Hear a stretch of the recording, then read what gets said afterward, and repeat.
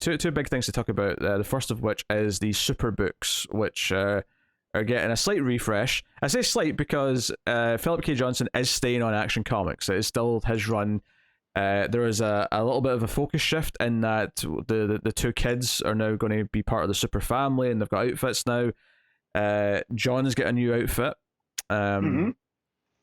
Supergirl's got a new outfit. There's a cover here for Action 1051.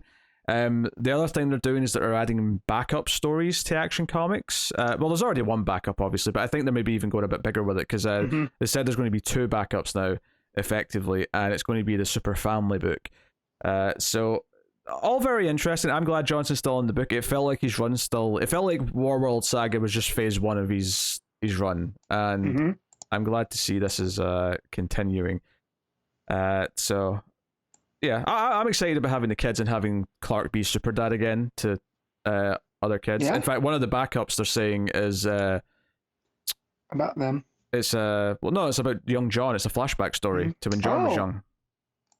Gotcha. I misread that. Yeah. That's cool. Yeah, and I want to say it's Dan Jurgens. It's actually the same team from Lois and Clark, the miniseries that kind of started all that stuff off. So yeah, it seems like we're getting our cake and getting to eat it too. Right? Yeah, we're getting teen John, we're getting new kids for Clark, and we're also going to get a story set when John was young again. So nice. Yeah, very good stuff. The other news, which has a slight negative tinge, because Taylor's Superman book is coming to an end. Issue 18 in December is the last one, but technically it's still getting another arc because it's getting a miniseries called Adventures of Superman, which is going to be led by John, and it's going to be him taking on Ultraman, who I think they're trying to make kind of his arch nemesis, because he was obviously the one who trapped him on Earth 3 and when he was being aged up. That was part of the big traumatic stuff he went through. So I kind of like that they're addressing that. I think it's probably, from a story perspective, the most exciting thing I've heard about Taylor's Superman run. Yeah. So that's kind of cool. It shows that Taylor does care enough that for sure, he wants to address. And I like that because it feels like the Earth 3 Ultraman is kind of the antithesis of John more than Superman, So we see how they bounce off of each other. And now that John's fully powered, and it seems like he has different powers, judging from some of these covers. It's in a Lazarus project. He seems to turn to electric blue. He seems to be back in normal colors for Action Comics 1051, but I don't know if they're going to actually have him keep some of the distinct power set. Yeah.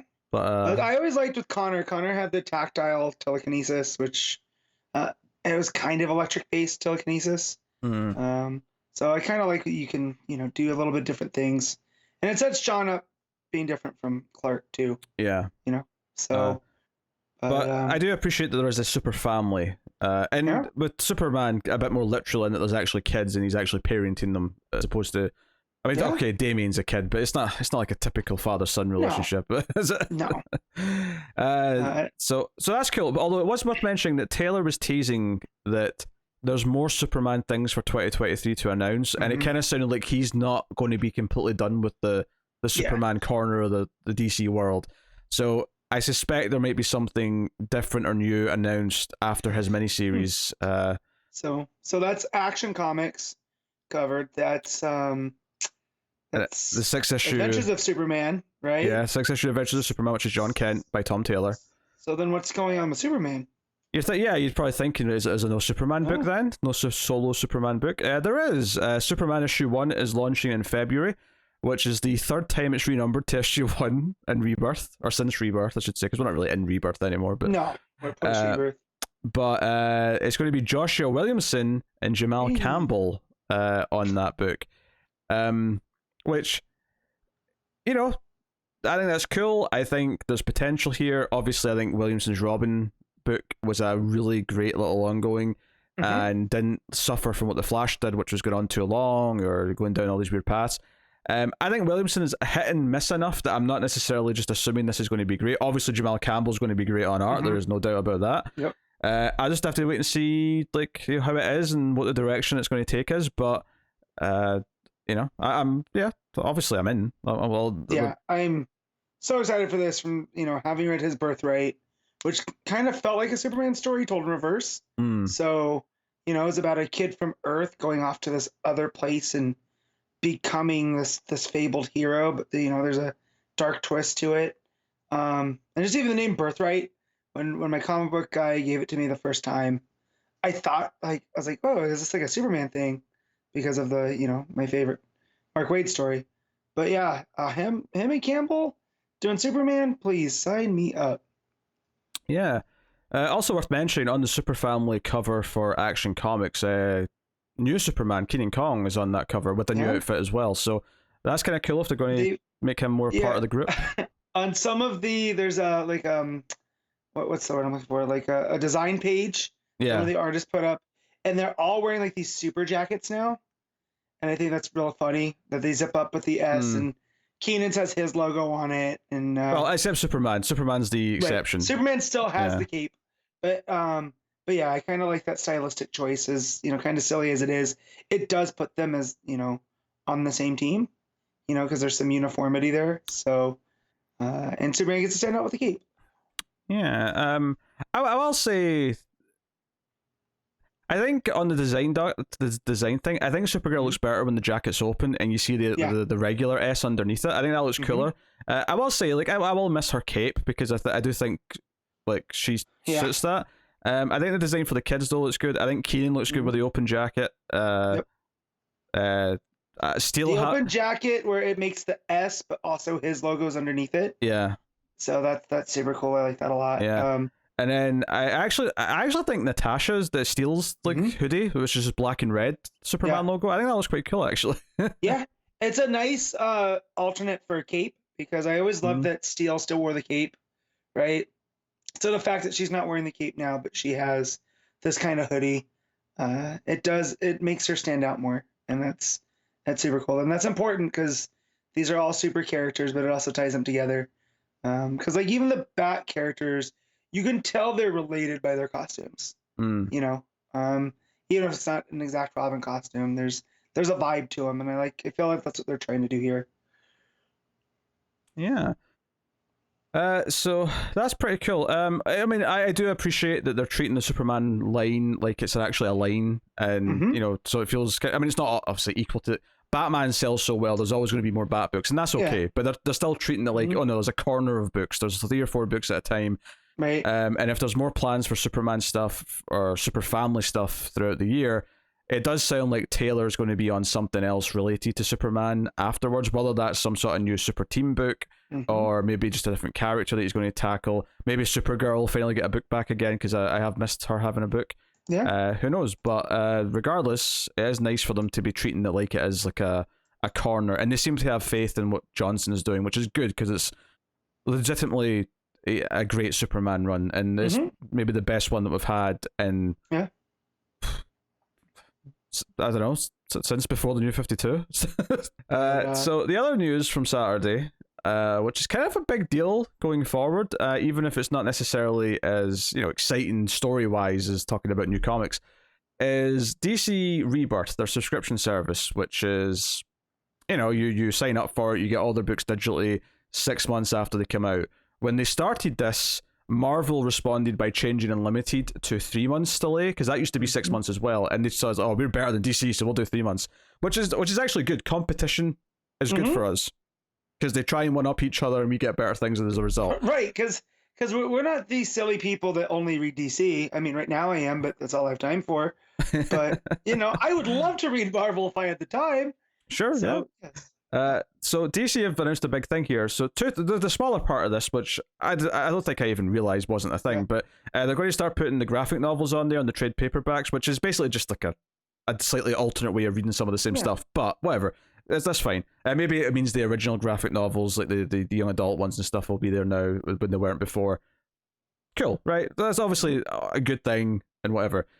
The big thing though is their new tier, the Ultra tier. So the base price, which is not that expensive, it's like, $7 a month or something like that. You get the book 6 months after they come out digitally.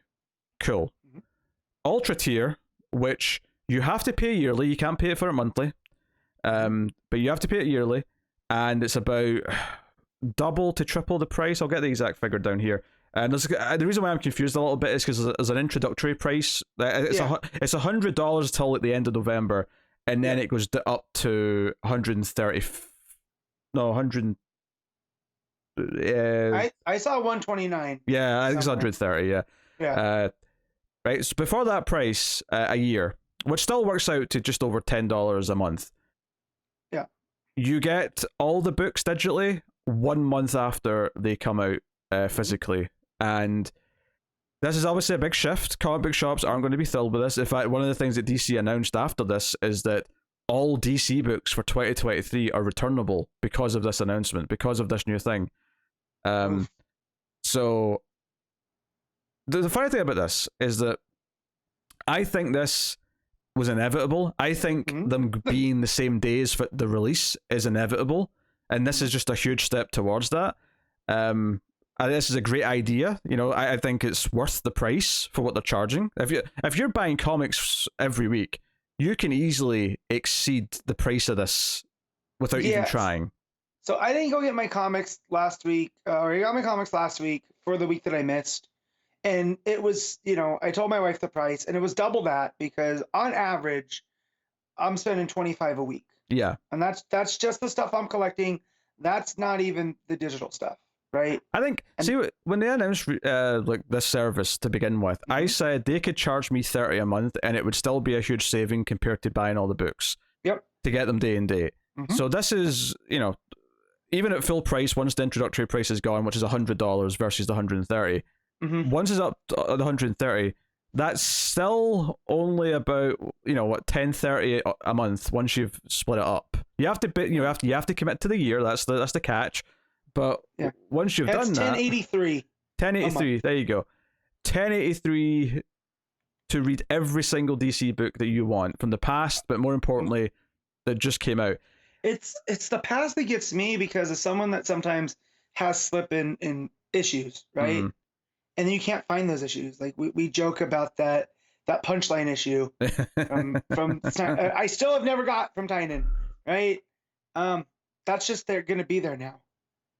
You know? Yeah. So, honestly, I think day and date's inevitable, even if to put the price up again to do it. And I will be delighted once they do, because the sad part of this for me is that I like this news because it's a step closer to what I want, but I can't benefit from this because unless we just say to the audience, by the way, we're taking a month off and then we're always going to be a month behind on comics. We have to have the comics when they come out because we're doing the podcast. Right. As soon as if they go day and date, that's it.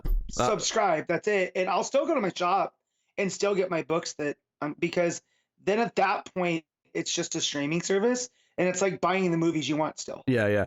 Because basically at that point, you would never hear us say again, we're not going to read a book because the price is too high. We'd never say that again because we'd have access to every book. It would be like, I don't have time to read said book. No, and the price wouldn't be, and you know, just as a comic fan that wants to read as much as I was thinking more, I don't want to because it looks shit. But sure, that works too. But like, as someone that, if it's manageable, I would read everything. Yeah, the thing with this is that obviously the only reason why they're not day and date, and the only reason why they weren't day and date ages ago, is because comic book shops hate the idea and think it's going to hurt their business. Yeah. I'm going to say it right now. I don't think they're going to feel little to any impact because of this, because I think the people who want physical comics are always going to want the physical comics, right? Yep. I'm going to have to talk to my shop owner about this now, but last time I talked to him, it was when stuff was going, it was during the pandemic still, and they were shifting over to Lunar and and he said that initially sucked and he was worried about it, but then it's worked out better. He has not missed a DC shipment since they flipped over. Marvel, there was a couple weeks one time where there was no Marvel books when I went on Wednesday afternoon because they just hadn't arrived yet. I mean, there was growing pains at first, but it actually turned out to work out well enough for most shops afterwards. Right. And so he's never, and so I feel like this would be one of those things too, that if, you know, the collector mindset, you know, I could still see people getting these individual issues, but then wanting to go get the actual physical, like trade or omnibus, or because, you know, those thick books are nice to have. Don't get me wrong. Like when digital first became a thing, absolutely, they probably lost some customers overall to digital because some people said, you know what, this is more convenient, I'm going to switch. I guess I kind of fall into that, but not really, because like I only just started reading singles when digital became a thing. So I was never really like I bought a lot of physical trades, a lot of physical hardcovers. That's how I was reading a lot of comics up until around the start of the New 52, which is when I kind of switched to reading singles. That was like the one good thing about that, is that it gave me a chance. Oh, this is a good time to jump into reading monthly comics. But for the most part, now that we've had digital for a decade and we're way beyond the transition to it, I feel like the people who have to have physical are always going to want to have physical. The people who get a lot digital and buy the stuff they care about, or special ones physical, it'll always be those people. And the people who are just always going to be digital are always going to be digital now. I don't think there's going to be that. I mean, yeah, some people will maybe toy with changing or whatever, but by and large, those audiences are set, and I don't think that this is going to make someone who still insists in buying their books physically go, you know what, now's the time I'm going to switch to digital just so I can, not pay as much. Yeah. The fact that I wouldn't have to pay for a Batman book because it's already included in the price makes me so happy, right? Like the fact that right now I'm still reading Batman, and not that I'm not enjoying it, right? Just leaning into my character on the show, I bought a lot of Batman books I did not enjoy to read for the show. Yeah. And the fact that was just built into that 1083, right? Because let's say that's the going price. I can live with that. Honestly, that's 3 physical books. I mean, that's still less than 3 physical books right now. Honestly, double it for day and date, and I'll pay it. Like, I think it's worth it. Mm-hmm. You kidding me? $25 a month for day and date every DC comic? That's well worth it. And when I'm already paying $25 a week. Yeah, I know. It's a no-brainer. It's. Like I say, I think people who like physical are going to keep buying physical. I don't think comic book shops are going to actually see that much of an impact. Yeah. And I think the interesting thing about what you just said there is that you can now read all these books without paying for them individually. Is that all of a sudden a book, let's say, I don't know, like I mentioned Supergirl before. Let's say there's a Supergirl book, and these days anything that's not Batman or Superman seems to struggle to keep it ongoing. Once they're on a service where they're half of their model is the subscription service for people to just get everything as a bouquet. At what point are they paying more attention to how many people are reading it, the digital version? So instead of like how many people are buying a copy, when they look at like the numbers for how many people are actually opening and looking at the whole book and then therefore reading the whole issues, does that suddenly help a lot of books be like, oh, these are a lot more worth keeping around now? Because like half of our people who are paying for the service are reading every issue of this C book and this B list book, or whatever, Yeah, think about how many of these digital first books that they won't have to like put a physical print run in. They can just be digital books, and you can only get them through the service. I feel like that'll help too. Yeah, I'm just thinking about like books that maybe aren't doing quite enough numbers in physical sales, but when they look at their service and realize that, oh shit, half of our customers that are paying for the service are reading this, we have to keep this around. Maybe that helps keep some books alive, and like it justifies keeping them around. So like, I mean, maybe not. I mean, maybe it just stays kind of the same ratio it is, and you get the same amount of Batman versus everything else because that's what people are still reading. But people will maybe try things that they otherwise wouldn't have, and I think that argument works even more for comics than it does say with games, because this has been a big topic of games without these new services where you just pay and you get like a bunch of games. Is that games require such a time commitment where just going over and reading an issue one of a new series, that's a lot easier to commit to. You can just it takes 10 minutes to go read that new book, see if you're into it, and if you like it, then great. No, it's very exciting. I mean, a month is a big deal right now. I wonder how long it will take them to get day and date. Like, I'll say it right now. If I wasn't doing this show, I would switch to waiting a month. And this is how I'd read my comics from DC. Yeah. I'd be a month behind on DC. I'd probably sign up for Marvel and be 3 months behind on Marvel for Unlimited. And I'd never have to worry about, buying the big 2 comics ever again. Right. That would be my attitude if I wasn't doing a show where we have to do the books when they're new. And Right. don't worry, we're still going to keep doing that, but I hope at some point it will benefit us. I just think too, this will probably make it better for Black Label as well, because then it makes those Black Label books stand out a little bit more. Like, I'm talking like the big widescreen kind of ones, like Harleen was. Sure, yeah, and because they can do that thing where they can, if you imagine like a streaming service, they can put the big Black Label row and say, hey, here's our prestige books and stuff. Yeah. And also, just in case you're worried that this is starting off US only, because the service itself was US only for like 2 years or whatever it was. It took ages to come to other places. Yeah. Right away they're announcing this for US, Canada, Australia, New Zealand, and the UK. The prices, the introductory price for all these places is $100 US, 120 Canadian, 135 Australian, 135 New Zealand, and £73 in the UK. I think the UK goes up to £100 if I remember what I saw screenshot wise. It doesn't have what the final prices will be here for all these territories, but those are the introductory prices if you sign up just now. And I didn't see this, but Connor was telling me earlier that if you do sign up at one of these introductory prices, it'll renew at that price next year. Yeah, you're locked in for at least the 1 year. Yeah. So, which is pretty cool. So I mean, I did the math when this went out that $99 a month equates to about $8.25 a month. So yeah, which is ridiculous, honestly. Yeah. Again, that's basically two books right now. Books are $4. So, right there for a month. I mean, honestly, even at this, even though I can't use it for the show per se, I'm still tempted to do it just because. Think about all the trades that are just sitting there. If there was anyone that you're curious about, you never got to. Like for me, $8.25. That's kind of what I spent to get Blue and Gold. I mean, obviously, it has changed stuff for me in the sense that since DC Rebirth or DC Universe, launched, I haven't bought a single trade on Comixology, and I used to buy trades every sale. I used to always say, "Oh, what's on sale? Let me collect these trade runs and stuff." Yeah. I've stopped, and I said I look back now and go, "That was how many of them have I actually read? Like maybe 10%. Like so many of them I've not touched, and I'll read them eventually, but now I'll read them through this. Now I'll read them as part of the service that I could have just not spent that money before." Yeah.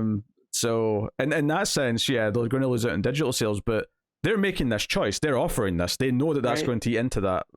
So. Right. But yeah. So yeah, big news. That was kind of a game changer when I saw that on Saturday. I thought, oh, that's a big step forward, and it's something that I hope progresses. It wouldn't surprise me if we're only maybe. I think there'll be day and date certainly within 5 years, and it wouldn't surprise me if it was like in 2 years, to be honest. I think it'll be like this for a year or two, and then I think they'll go day and date.